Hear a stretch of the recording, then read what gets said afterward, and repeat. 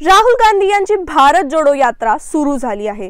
7 September रोजी या यात्रेला त्यांनी सुरुवात केली असून कन्याकुमारी ते काश्मीर असा चालत प्रवास राहुल गांधी करत आहेत।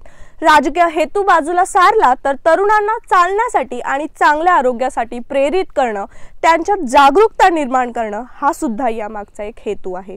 राहुल गांधी आतापर्यंत जवळजवळ 1200 किलोमीटर चालले आहेत।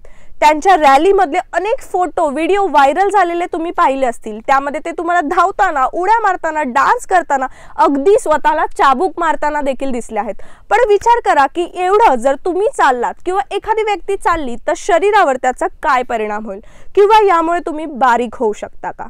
सध्याच्या बिझी शेड्यूलमध्ये लोकांना आपल्या शारीरिक आरोग्याकडे लक्ष द्यायला वेळ मिळत नाही, ज्यामुळे लठ्ठपणा, थकवा अशा अनेक समस्यांना तोंड द्यावं लागतं। यावर चालणं हा खूपच चांगला पर्याय असल्याचं अनेक तज्ञांचं मत आहे। तज्ञांच्या मते चालण्याने चरबी कमी होते, कारण शरीरातील कॅलरीज चालण्याने बर्न होतात। आठवड्यातून 5 दिवस 10 किलोमीटर चालल्याने दर आठवड्याला 2000 ते अगदी 3500 कॅलरीज बर्न होतात।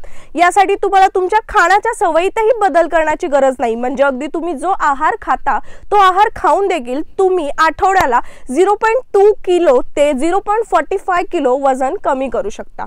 चालण्यामुळे खरं तर रक्तप्रवाहाला चालना मिळते, तसंच वेगाने चालणं तुमच्या हृदयाचं आणि फुफ्फुसाचं आरोग्य देखील सुधारू शकतं।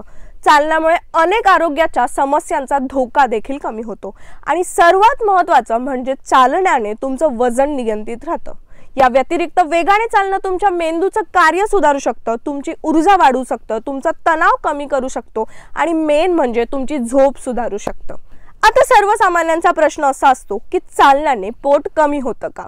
चालणं हा व्यायामाचा सर्वात अवघड प्रकार तर मुळीच नाही, परंतु शरीराला आकार येण्यासाठी आणि शरीराची चरबी कमी करण्यासाठी हा एक प्रभावी मार्ग नक्कीच असू शकतो।